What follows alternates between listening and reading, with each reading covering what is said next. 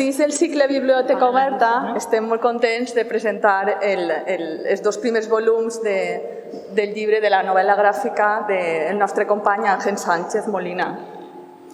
L'encarregada de la presentació és la nostra anterior directora del museu, Elena Bonet Rosado, la qual, a banda d'estar molt lligada a aquesta institució, està molt vinculada tant al món del còmic com a la cultura ibèrica, època en la qual està ambientada la història. Elena Bonet Rosado, amant del còmic i de la il·lustració, és especialista en ibèric i ha estat directora en diferents projectes d'investigació de diversos jaciments d'aquest període. El Puntal dels Llops a Olocau, el Casteller de Bernabé a Llíria, la Senya Villar de l'Arzobispo i sobretot el Tossal de Sant Miquel, l'antiga ciutat ibèrica de Deta, a Llíria, a més de la Bastida de les Alcuses, a Moixent. La seva comicmania l'ha dut a ser una col·leccionista de còmic històric, la qual cosa va ser clau per a comissariar en 2016, junt a Álvaro Pons, l'exposició Prehistòria i còmic, organitzada per aquest museu i que continua itinerant a dia d'avui. I ara, sense més dilació, vos deixo en els companys. Hola, buenas tardes. Bueno, agradecer vuestra asistencia y, por supuesto, es una satisfacción que Ángel y que el museo haya contado conmigo para presentar el cómic de Balcar. Ángel Sánchez trabaja con nosotros, está en esta foto en la Lloma de Betxí desde los años 90, como podéis ver, y desde un principio ya hace dibujo arqueológico, planimetrías, estratigrafías, etcétera, pero nos vamos a centrar sobre todo en su etapa de Ángel, o sea, lo que trabaja el mundo ibérico, ¿no? Que es lo que nos interesa para presentar un poco el cómic. En el año 2002, es licenciado en Historia del Arte, de ahí esa pasión y esa doble formación tanto en arte como en historia, y desde el año 2002, que es cuando se le hace un primer contrato en el museo, empieza a trabajar con nosotros, con Consuelo Mata y conmigo en el Puntal dels Llops, no solo en la publicación del volumen segundo, con todo lo que hizo trabajo de digitalización de las planimetrías, vasos, etcétera, sino también toda una serie de trabajos en 3D, infografías espectaculares que al final terminaron, digamos, recopiladas en un CD sobre el Puntal dels Llops, en el que recreaba no solo los exteriores, las recreaciones de cómo sería este fortín, sino también los espacios interiores de las casas, las actividades domésticas, personajes, etcétera.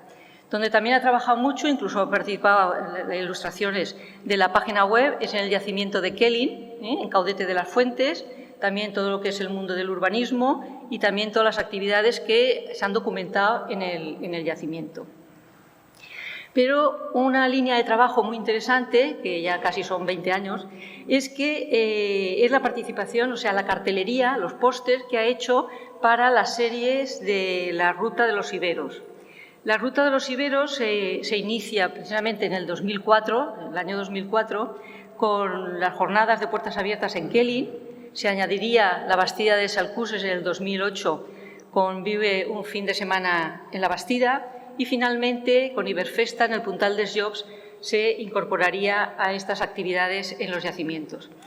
De destacar es que precisamente en estos yacimientos, en esta Ruta a los Iberos, es un trabajo que está reflejando precisamente las actividades que está haciendo el Museo Prehistoria, en concreto los directores de los distintos yacimientos y el equipo de la Unidad de Difusión y Didáctica del museo. Lo interesante es que cada año y en cada yacimiento se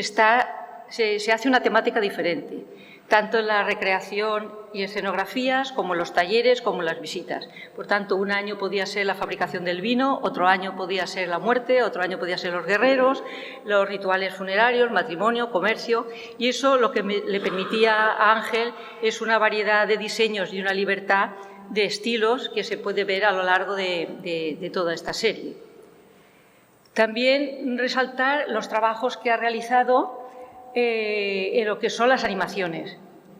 Vamos a centrar exclusivamente en el mundo ibérico, como sería la simpática animación que hizo sobre el Guerrer de Moixent, ¿no? Que cae de la figura que se puede ver en la sala del Guerrer de Moixent y cómo hace estas animaciones. Y, por supuesto, también el vídeo que se puede ver en la sala sobre la exposición que se hizo de imágenes y las divinidades, en la que trabajaba con los esbotos del Museo de Valencia, del nuestro, que por supuesto conoce muy bien, y como el trabajo, que ya es, digamos, las aplicaciones que yo no sé comentar, pero que recreó todos estos rituales que se hacían en las cuevas santuarios en el mundo ibérico. Yo, antes de entrar en lo que es el cómic en sí, quería comentaros también la escasez que hay de cómics sobre el mundo ibérico, ¿no? Aquí hay que nombrar necesariamente el libro de Tono Vizcaíno sobre imágenes, que no me sé el título, sí, Recerca del Passat, los orígenes, es el pasado vivido, pero digamos que en el imaginario colectivo valenciano, ¿no? Él recoge en un capítulo que se llama Los iberos en viñetas exhaustivamente toda la documentación que hay hasta el 2018, que es cuando se edita. Muy rápidamente, lo recomiendo, simplemente habla de dos tipos, ¿no?, de cómics que estén ubicados en el mundo ibérico. Tenéis dos ejemplos que, por lo menos el de Asterix en Hispania, todos conoceréis, en el que lo que es, digamos, que la historia es ficción, totalmente ficción, y lo único es que está ubicada en la Iberia, ¿no?, en el mundo ibérico, pero los personajes y la narración no tienen nada que ver con el mundo ibérico. Bueno, no hace falta comentar que Asterix en Hispania recoge todos los estereotipos y todos los tópicos, ¿no?, del ibero, que es torero, es gitano, aparece, bueno, el turismo, hasta aparece Don Quijote y Sancho Panza por el cómic, y el niño se llama Pepe. Bueno, todo lo contrario, también en el mundo de la bande dessinée francesa, bueno, en el caso belga, del ibero, de Alix, es una serie que empieza en los años 40, pero que recientemente se ha incorporado a otros países. Bueno, Alix, que es un romano en la época de César, va recorriendo todo el Imperio Romano, los etruscos, Cartago, Egipto, etcétera, y hay un momento en que lo sitúan en Iberia, y efectivamente esto no tiene ya nada que ver con este cómic más infantil y de ficción, sino que aquí, como todo el cómic belga, está muy bien documentado y es mucho más fidedigno, ¿no? El otro tipo de cómics son los que relatan, ¿no?, el tema de acontecimientos bélicos, que son la mayoría de ellos. Aquí he seleccionado dos de ellos, por ejemplo, que pueden ser tanto a nivel nacional como a nivel local. El de Alonso, que es una historia de España, pero contada en viñetas. O, por ejemplo, sí que algunos yacimientos como Numancia, sí que últimamente está sacando unos cómics muy buenos de distintas técnicas, ¿no?, y distintas, incluso aunque sea Numancia y la caída de Numancia, se trata de formas diferentes, y que, como decía, en todo este mundo celta hay más tipos de cómics que lo que sería el mundo ibérico. Para el mundo ibérico, yo el que destacaría, desde luego, es el de Llorca Mortal. Está en catalán y se centra en la tribu de los andosins, que están cerca de Andorra, por la zona de Lérida, y también está reflejando los acontecimientos bélicos. Todos estos se basan en las fuentes clásicas, es decir, lo que nos cuentan de la Segunda Guerra Púnica y de la conquista romana, y por tanto son también, pues, las narrativas son un poco más, digamos, tradicionales. Todos estos cuentan sobre todo con las fuentes, además de las fuentes arqueológicas. Este de Gorja Mortal es para mí de los mejores, pero también destacar que en Cataluña es donde más se están haciendo este tipo de cómics. De hecho, este que no lo conocía, que es el de los cesetanos, aunque ya tiene varios años, hay mucha preocupación, los ayuntamientos, los propios yacimientos, y sobre todo es que estos dos últimos cuentan con un hecho que es para nosotros los arqueólogos importante, y es que trabajan con un documentalista y unos ilustradores que trabajan desde hace décadas en el mundo ibérico, como es Oriol García y Rialt, y que trabajan además para publicaciones científicas, etc. Sin embargo, para el tema del País Valenciano, nada tiene que ver. Pongo dos ejemplos. Por ejemplo, Sagunto pues solo tiene esta historia del Camp de Morvedre, pero la pongo porque, en fin, es del dibujante Sento, que es un maestro en la línea clara. O, por ejemplo, el que acapara prácticamente todas las temáticas es La Dama de Elche, y aquí pues selecciono el que se hizo con motivo del 120 años de su descubrimiento, cuando fue la dama a este municipio. Pero decir que efectivamente hay un amplio repertorio de cuadernos de divulgación, de folletos, de mucho material divulgativo, pero no, digamos, en formato de cómic. En cuanto a Valencia, sí que yo destacaría, porque lo hizo esta casa, el que no es un cómic digamos, este formato de álbum, sino que es un cuadernillo, pero que con motivo de la exposición de un vaso lleno de historias, pues se hizo una narración, ¿no?, en viñetas, una narrativa visual sobre el vaso de los guerreros de Liria. Y sí que quería comentar la importancia que tienen los museos y las publicaciones de sus hallazgos, de sus yacimientos y de sus colecciones. Y, sobre todo, el esfuerzo que está haciendo en concreto el Museo de Jaén, ¿no?, el del Museo de los Iberos de Jaén, que además está sacando unas exposiciones y unos concursos, unos certámenes anualmente. Bueno, el año pasado fue el primero y este año, en junio, se está haciendo el segundo concurso. No se han publicado, pero nos está indicando la importancia que tiene el cómic, o sea, como herramienta y como medio de difusión, pero no solo para el público infantil y juvenil, sino también para el gran público. Incluso se está utilizando en instituciones, digamos, ya no escolares, sino en las universidades. Hay que reconocer que es lo que se llama el noveno arte, por tanto, es una de las formas de expresión artísticas hoy en día con más potentes y que como producción literaria es uno de los sectores, digamos, más dinámicos dentro de las editoriales. Con este preámbulo que quería hacer de la escasez que hay en el mundo del cómic, quería ya centrarme en el nuestro, en los 2 volúmenes de Valcar, y decir por qué es un cómic pionero y por qué, invito a que lo lean, que lo compren, porque, sobre todo, por 2 aspectos muy importantes. Por el tema del tiempo y del espacio. Por primera vez tenemos un cómic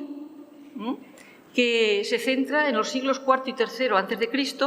y, por tanto, se aleja de los conflictos bélicos en los que tratan la mayoría de todos los cómics de iberos y de celtas, y se sitúa en estos 2 siglos. Por tanto, carecemos, como decía, de fuentes clásicas y se basa exclusivamente en las excavaciones, en la documentación arqueológica. Por tanto, la arqueología y todo lo que se ha trabajado en estos yacimientos es clave para las ilustraciones que ha hecho Ángel. Por otro lado, ya no es solo el tiempo, sino también el espacio. Es decir, una cosa es la época y otra cosa es en el lugar, en el sitio en donde se desarrolla la aventura y la historia de Valcar. Se desarrolla en las tierras centrales del país valenciano, coge el norte de la Contestania, con una de las ciudades claves, ¿no?, que es Saite, que fue capital del territorio edetano, pero también está Bastitur, que es Bastida, Meltilquir, que es Meca, como áreas de la Contestania, y en Edetania se trabaja con las ciudades de Edeta, que es Liria, y de Kelin, que es Caudete de la Fuente. Es decir, se centra en uno de los grandes yacimientos de la zona, las capitalidades de territorios, pero que además son yacimientos que se han excavado por esta institución. Entonces, estos son los 2 temas claves para entender también esta serie de cómic. Y digo serie porque es otra cosa que encuentro que es de interés, porque se trata de una trilogía. Bueno, sabemos que está haciendo el tercer volumen, y esto, a mí me parece que es de interés, que me recuerda un poco nuestra infancia con los tebeos, ¿no?, de continuará. Siempre te queda la expectación de qué va a pasar cuando se destruye Liria y se llevan a los prisioneros. Quiere decir, incita al lector a adquirir el siguiente volumen, ¿no? Yo ya lo que quería era, como especialista en ibérico y como arqueóloga, comentar algunos de los aspectos, claro, no de cómo se ha hecho el cómic, por supuesto, sino de algunos aspectos, como decía, como arqueóloga, de estos cómics. Por supuesto, es destacar la rigurosa documentación, el gran detalle que hay en todas las recreaciones, que son muy fidedignas del mundo ibérico. Lo que es el tema de la vida cotidiana, en el primer volumen,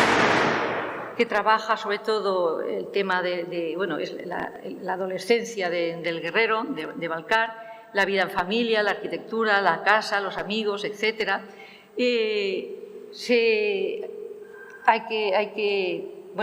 Nosotros conocemos que, desde luego, las recreaciones que hace están basadas en todo lo que se sabe de yacimientos como la Bastida, en donde se hizo no solo ilustraciones, sino también esta recreación, ¿no?, esta construcción de una casa ibérica al natural, con lo cual se conocen todas las técnicas constructivas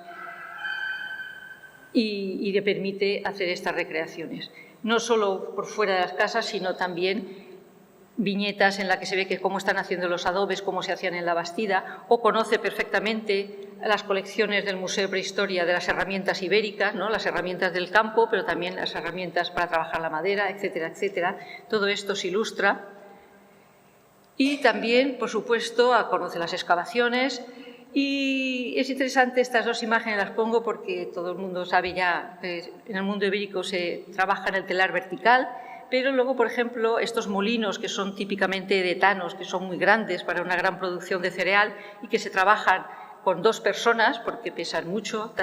Y entonces él, en estos interiores que hace con esta iluminación estupenda, precisamente recrea esta escena de 2 mujeres, en este caso, moviendo estos molinos rotatorios y la mujer en el telar vertical.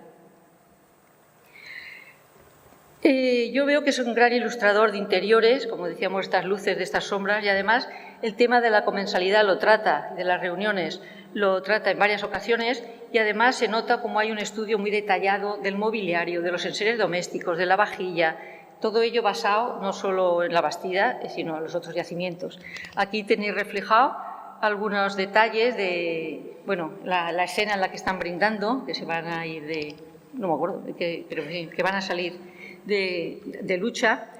y claro, cómo conoce perfectamente la vajilla de la cerámica de la Bastida, ¿no? Un tema que es interesante es la ambientación que hace de una taberna. No se conoce que haya, no tenemos fuente, no sabemos si habría tabernas en el mundo ibérico, pero existe en todo el mundo mediterráneo, en el mundo cartaginés, en el mundo griego, en el mundo romano, y por qué no podría existir en el mundo ibérico, que sin duda existirían. Entonces, son los retos que él se plantea, y efectivamente entra dentro de nuestro imaginario, pero podrían ser muy, muy reales. Y sobre todo aquí también, pues eso, reproduce el detalle, quien conocemos este mundo, de un hogar central, de estos grandes hogares centrales, que tenemos el ejemplo de Caudete de las Fuentes, de Kelly, y que nosotros siempre estos espacios, cuando aparecen estos hogares, los hemos interpretado como espacios de reunión, espacios de comensalidad, pero también puede ser hogares rituales, ¿no? Si pasamos a otro tema que se trabaja mucho, es el tema de las fortificaciones. Tener en cuenta que aquí los protagonistas son las grandes ciudades, las luchas, las alianzas, los pactos que hay en las capitales de territorio, y la Bastida, en concreto, aunque hay diversas recreaciones y reconstrucciones, él ya pone pues eso, los estandartes, las banderas, de cómo sería esta entrada a la Bastida de Salpuces, ¿no? A Baltistir. La última imagen, que termina el volumen 1, es una espléndida página que está dedicada al incendio, al abandono y a la destrucción de Bastida, de Bastiltur, en el cómic, y que está muy bien documentada en el yacimiento. Y luego, además, también resaltar que el cuento lo relata, lo narra en la primera página y en la última este sacerdote, que además hace esa frase de resisto, ¿no? Cuando empieza el cómic dice resisto y cuando termina también resisto, que yo en un principio no sabía si ese guiño se refería a la pandemia, porque estos cómics se escriben durante la pandemia, o era un homenaje, un guiño al magnífico libro de 300 de Frank Miller con el Marchemos, marchemos, marchemos. El tema de los incendios en los yacimientos ibéricos está muy bien atestiguado y de hecho se refleja también en el cómic. Por ejemplo, el caso más evidente es esta puerta de la Bastida con todos los niveles de incendio en donde apareció las famosas panoplias de guerrero allí depositadas. Pero es que además trata otras puertas, por ejemplo la de Melquitir, que es Meca, en la que la imagen es pequeña, pero es una entrada de recubrimiento con las carriladas de carro y entonces son las mismas reproducción que tenemos en Meca o en el Molón de Camporrobles. En el caso de Saiti es el yacimiento que tiene menos excavaciones, menos restos del mundo ibérico, pero sin embargo pues hace esta majestuosa entrada que desde luego deberían de estar decoradas, en este caso con adobes, con decoraciones y que son más que evidentes y creíbles, ¿no?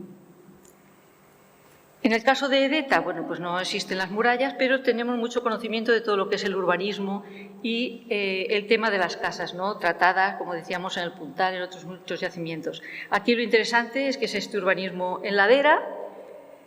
Cuando llegan los dos guerreros y ven la ciudad de Liria ya se quedan sorprendidos. pero lo que es la zona de las excavaciones ya se había tratado en otras ocasiones, se le pone colorido, le pone esta realidad y sobre todo hace también un reto que es recrear el área palacial que estaría en la parte superior, en la Acrópolis, en lo que hoy es el monasterio de San Miguel, y lo representa con esta estructura como los graneros del Atlas marroquí, del Alto Atlas, que efectivamente eran graneros, pero también eran grandes residencias y grandes residencias señoriales. Por tanto, también hay una apuesta, ¿no? Una apuesta enriquecedora. Y volviendo a los interiores, desde luego me parecen magníficas las ilustraciones que hace de los interiores de estos palacios imaginarios, con las salas de los tronos muy ricamente decorados. De Saiti en concreto se conocen los tejidos, los paños que eran famosos en las fuentes clásicas de los iberos y, por tanto, podían estar perfectamente decorando las ambientaciones. Y también hay restos de pinturas en las paredes, estaban enlucidos con restos de pintura roja, incluso con motivos decorativos, como han aparecido en Castellón, el Puig de Benicarló, que son motivos que vemos en la cerámica ibérica, de motivos geométricos, motivos florales, que es lo que él reproduce en estas salas, digamos, especiales, ¿no? Y no quería tampoco terminar, porque quiero que hable Ángel, uno de los aspectos del trabajo que es, digamos, el tema de la panoplia del ibero que él ha trabajado desde los años 90, que sería la primera ilustración. Tiene, si vais a su blog, tutoriales como la de Forjando una falcata ibérica, en la que es un trabajo magnífico de toda la aplicación de Blender, que es lo que utiliza en este caso. Y, bueno, todas estas temáticas, últimamente le han hecho una entrevista en una revista inglesa de arte virtual digital, que es muy interesante de seguir. Simplemente esta panoplia es ampliamente conocida, ya no en todos los temas que había hecho de cartelería, que ya la había representado, sino que además cuenta con toda la documentación, todas las colecciones que tiene el museo, o sea, las puede ver de viva directamente, y tanto para los enfrentamientos, digamos, cuerpo a cuerpo, en las que se ven aquí las armas, digamos, defensivas, que son el casco, los pectorales, las rebas, y las ofensivas, que serían la falcata, las lanzas, los cuchillos afalcatados, etc. Y aquí una imagen también de cómo apareció en la entrada de la Bastida esta falcata y debajo, cruzada, estaría la manilla del mango de escudo, en este caso de una caetra, que es el escudo circular típico del siglo IV.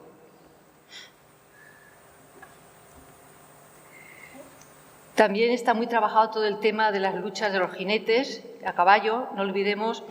que la mayor información que hay casi en el mundo ibérico, aparte de la escultura, pero en el caso edetano tenemos nuestro icono, que es el guerrero de Moisén, que ha inspirado a tantas ilustraciones sobre el penacho, ¿no?, que llevarían en el casco, pero sobre todo los vasos pintados de liria, ¿no?, en la que hay escenas de caza, de desfiles, de paradas, de luchas, etc. Y de ahí la importancia del caballo como elemento de prestigio de las élites y también que es un signo de alto rango social,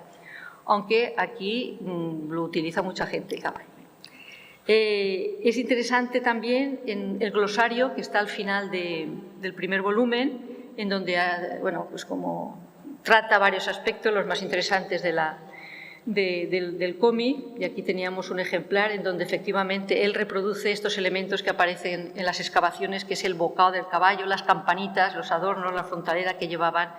en los momentos de batalla o de desfiles o de paradas, lo que son el caballo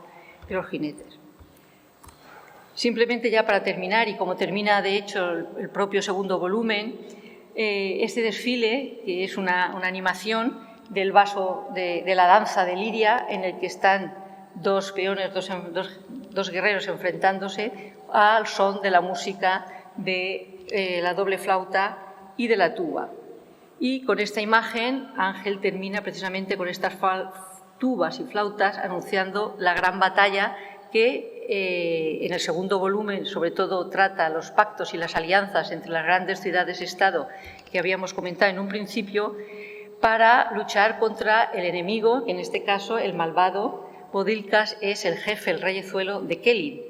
Entonces nos deja en esa incógnita de qué pasará si la alianza entre Saiti con los que han huido del incendio y la destrucción de Bastida, unidos con Edeta, consiguen vencer al malvado Boldigas de Kelly. Y nada más. Y con eso pasaría ya la palabra a Ángel.